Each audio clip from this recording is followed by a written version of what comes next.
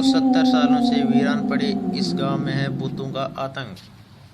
कुलधरा गांव के हजारों लोग इस गांव को खाली करके चले गए थे और वहां जाते जाते श्राप दिए थे कि यहाँ कोई नहीं बस पाएगा।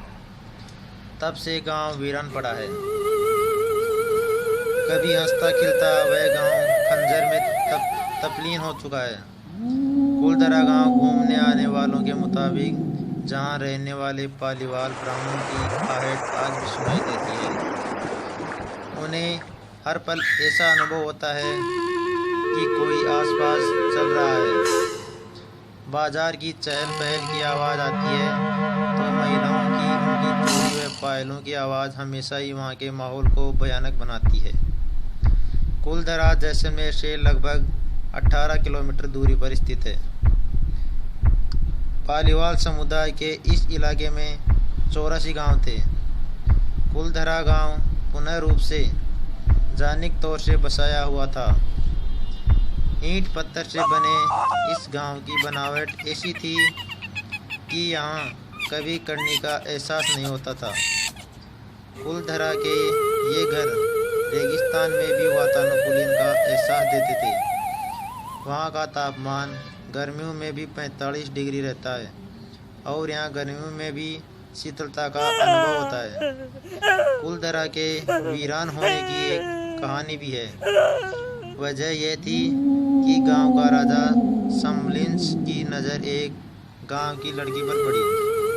दीवान उस लड़की के पीछे ऐसे पागल था कि किसी तरह से उसे पा लेना चाहता था। इसलिए ब्राह्मणों पर दबाव बनाना शुरू कर दिया। हद तो तब हो गई जब सत्ता के वक्त में जब लड़की के घर संदेश भिजवाया कि अगर लड़की नहीं मिली तो वह गांव पर हमला करके लड़की को उठा ले जाएगा।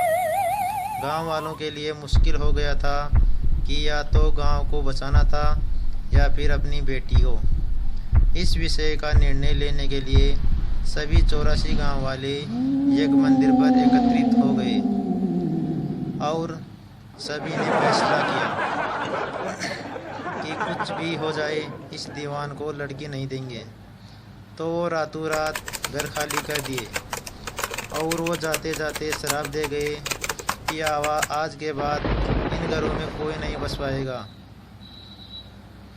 यहाँ पर भूत प्रेत आत्माओं पर रिसर्च करने वाले पैरानॉर्मल सोसाइटी की टीम ने कुलधरा गांव में एक रात बिताई।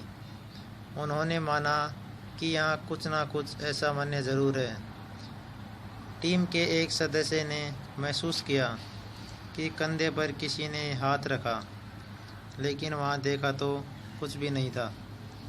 आज भी इस गांव का वीरान होने का रहस्य जस का तस बना हुआ है।